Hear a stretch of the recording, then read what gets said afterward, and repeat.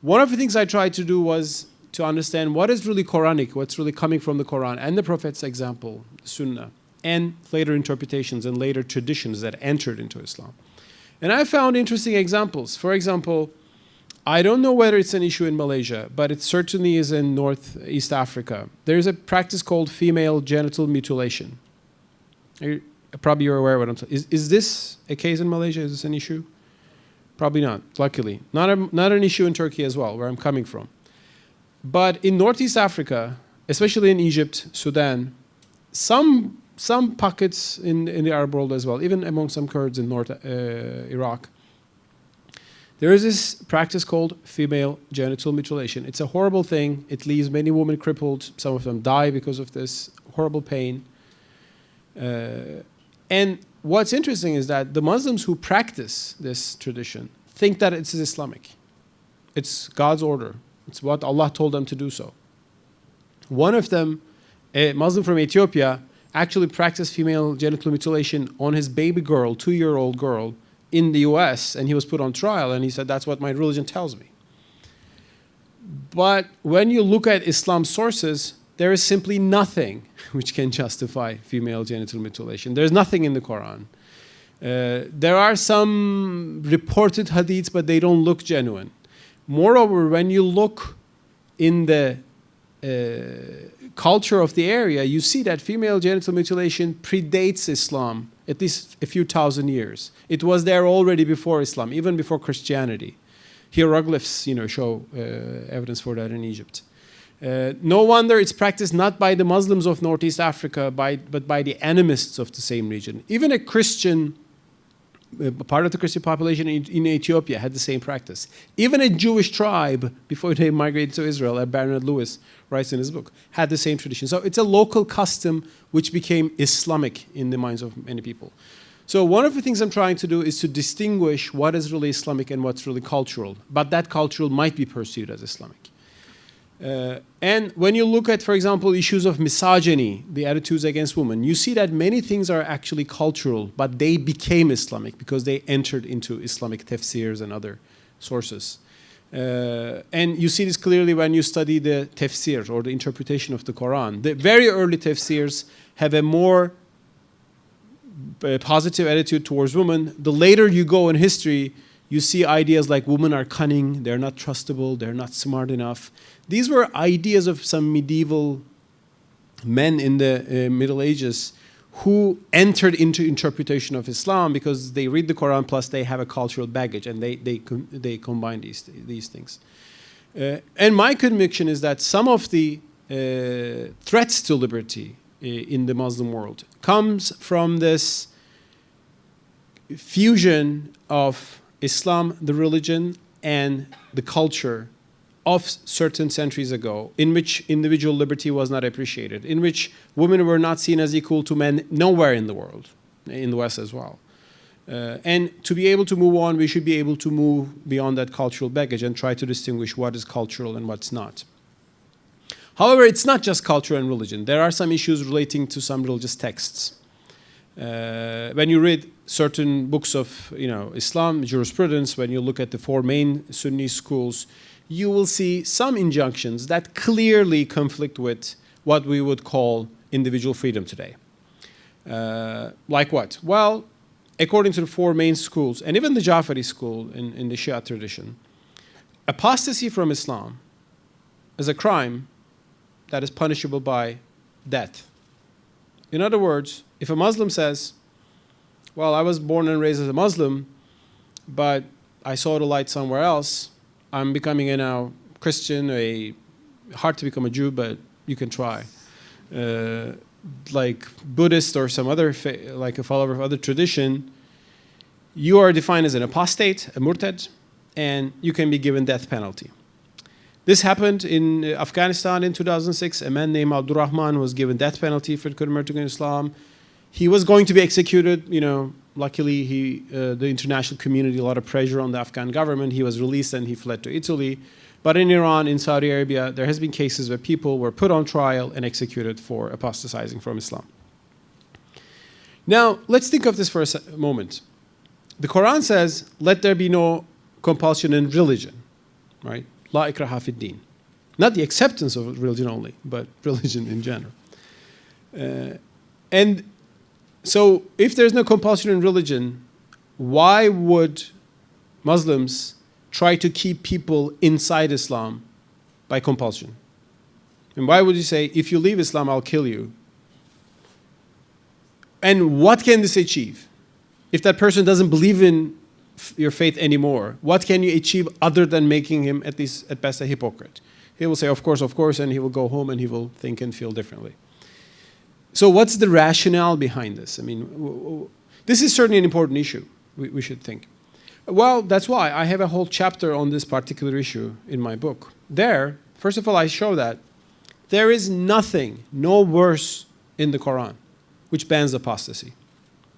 There are actually verses that vindicate religious freedom. Besides the let there be no compulsion in religion verse, another verse states, the truth is from your Lord, let anyone who want to believe it, let anyone who want to disbelieve it, disbelieve it.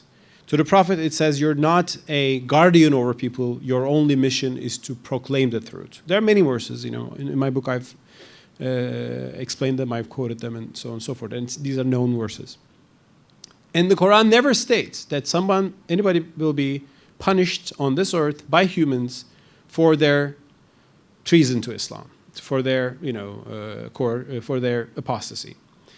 The Quran says people will be punished in afterlife by God, but that's a different thing. That's not what we do here. We leave things to God.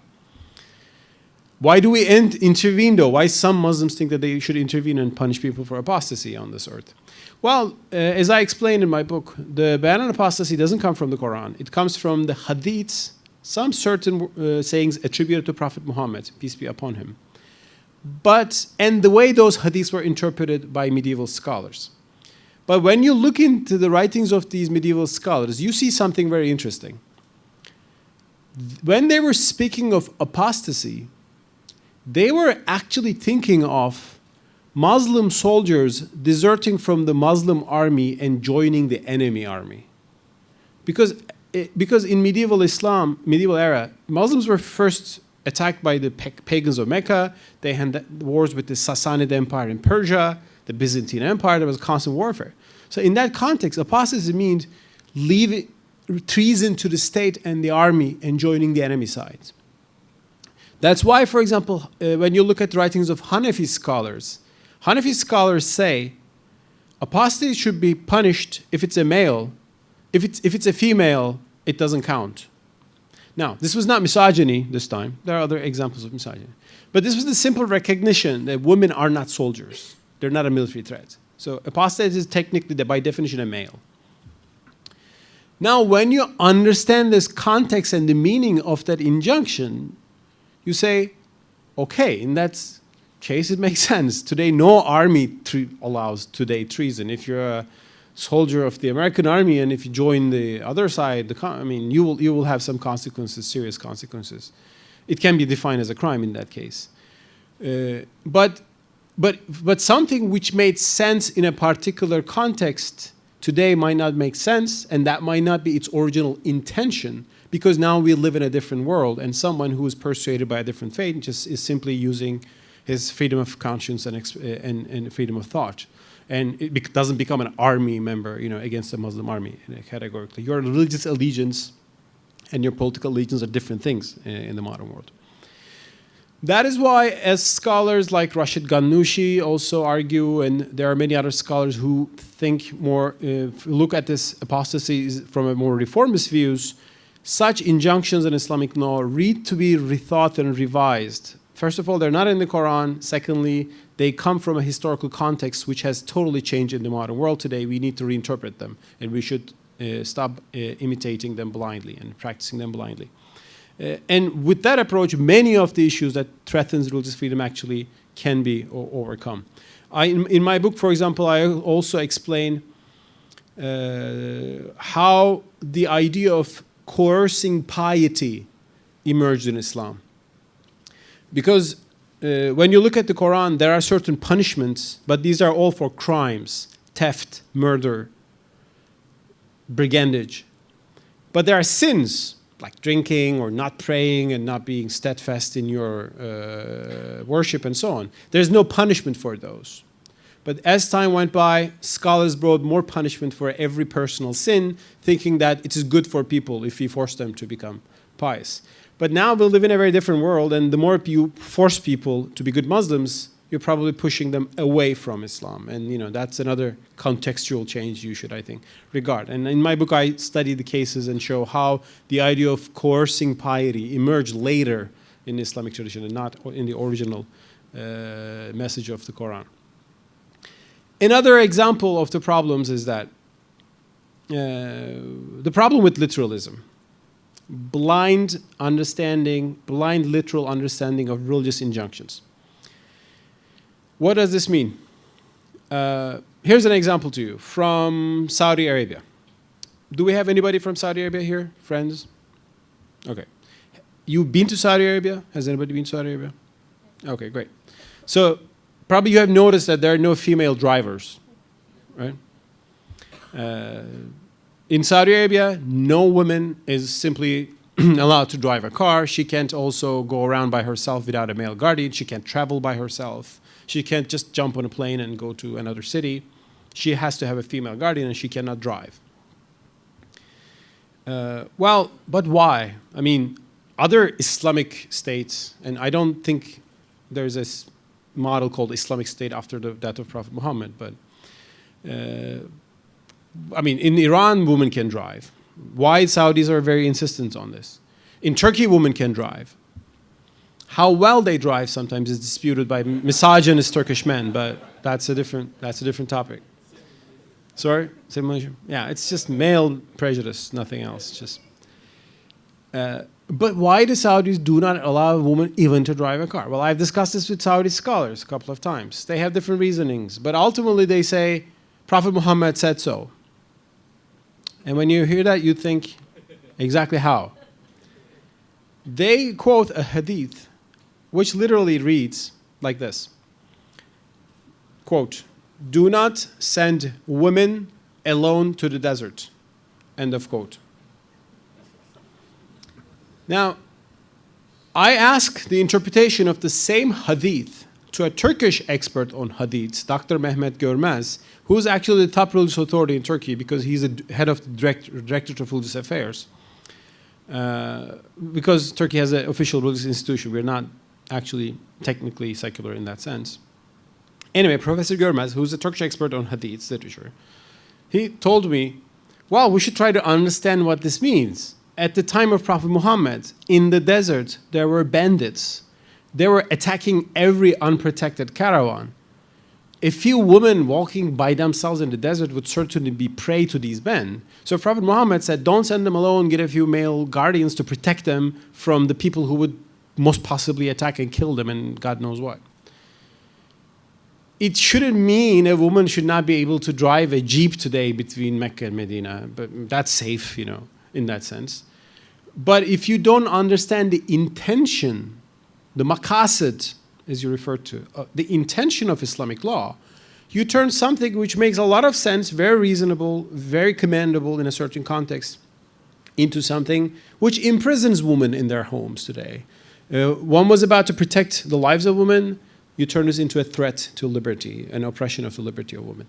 So some of the issues that arise from Islamic law actually comes from the lack of understanding the intention of the law. As Imam Shatibi of the 14th century studied the maqasid, the intentions of Sharia, there are mainly 5 principles of Sharia, 5 goals that the whole Islamic law is supposed to protect. These are the protection of life, religion, lineage, property, and intellect. And if you ask me today, these 5 values are pretty well protected in liberal democracies of the world. I mean, in England, in European Union, in Anglo-Saxon countries. And that's why many Muslims who are oppressed in their home countries go to those countries to find some, certain life, religion, liberty. There are some French secularists who threaten religious liberty in Europe too. That's a different discussion. But generally, by and large. So if the intentions of the Sharia are these, maybe we should look at our understanding of the Sharia from a different perspective and move on from blind literalism. And of course, there will be certain injunctions which will be there, but we should be able to think these. And maybe whether we are betraying the intention of law while sometimes blindly implementing the law.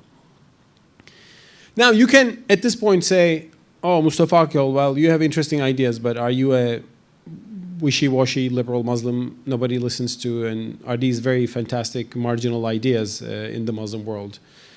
Well, of course, they're not the mainstream ideas, but in my book, I explain that they're not that marginal, because in Islamic history, we always had a tradition which emphasized the role of reason in understanding religion, which always emphasized free will.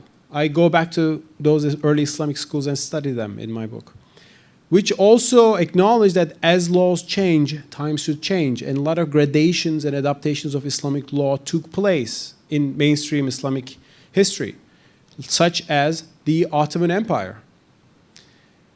I have a chapter about the Ottoman Empire and the reforms of the Ottoman Empire. And what is the Ottoman Empire famous for? Well, we Turks, went from Vienna to Yemen and a great part of the world, right? That's for 6 centuries, it was a huge empire.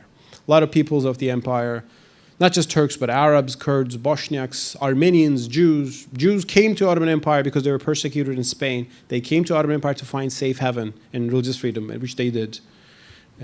So there are many things admirable about the empire. There's one additional story, though, which is often neglected. The Ottoman Empire, which was a traditional absolute monarchy, a tolerant one according to objective definitions, the Ottoman Empire initiated a modernization period in the 19th century, and it incorporated many aspects of liberal democracy from the West gradually. The Ottoman Empire, for example, opened up an elected parliament in 1876, in which non-Muslims were also members as deputies.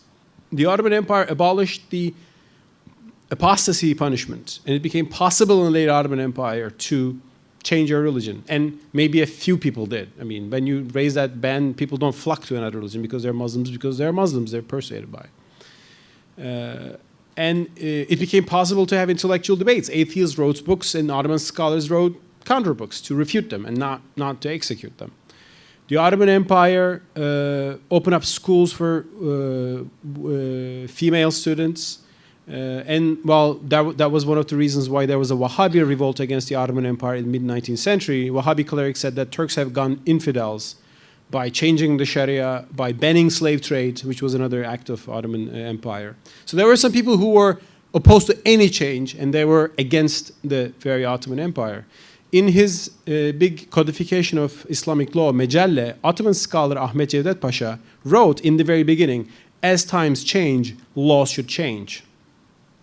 So Ottoman Empire lifted the corporal punishments, such as chopping of hands for theft, and replaced them with prison terms, way back during the time of Fatih Sultan Mehmet. And Ottoman scholars justified them, and they reasoned about this. They saw that the fundamentals of Islam, the ibadat, the worship will never change, it's eternal, but social rules that religion brings has to change because they reflect different contexts. So these were not marginal ideas, certainly, for the Ottoman reformers of the 19th and 20th century.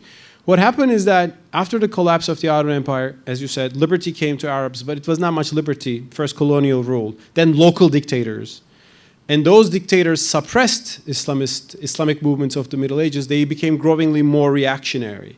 And instead of thinking of reform, they just thought of resistance and sticking and attaching to their own tradition.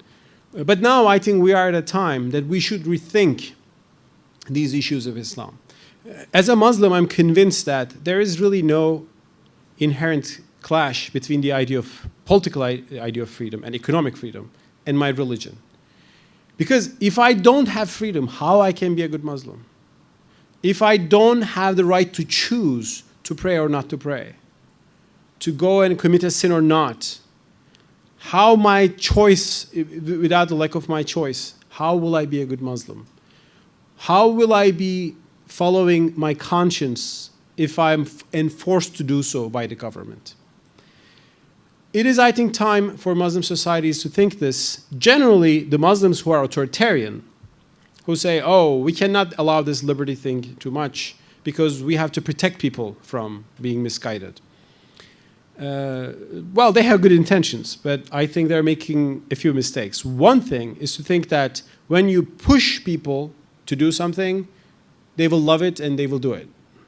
Well, the world really doesn't work that way anymore. And the more I see oppressed Muslim societies, the more I see individuals who are getting fed up with that oppression and actually moving away from their religion. So they're actually creating a secularization dynamic without acknowledging this. Secondly, when they say, we are imposing Islam for the benefit of fellow Muslims, they also make an important claim. They claim to know what is the right interpretation of Islam for all of us.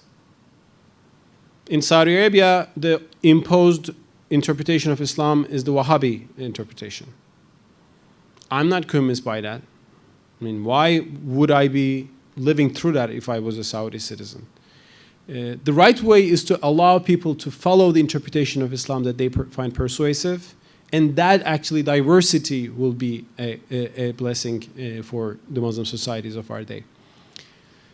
Therefore, I mean, to the question, is liberty an Islamic value?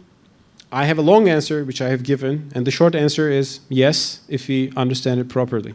And understand both, I think, concepts properly. So I think I've spoken too much. Let me stop here. Thank you so much for your attention. If you have questions, comments, protests, you're all welcome. Yeah, sure.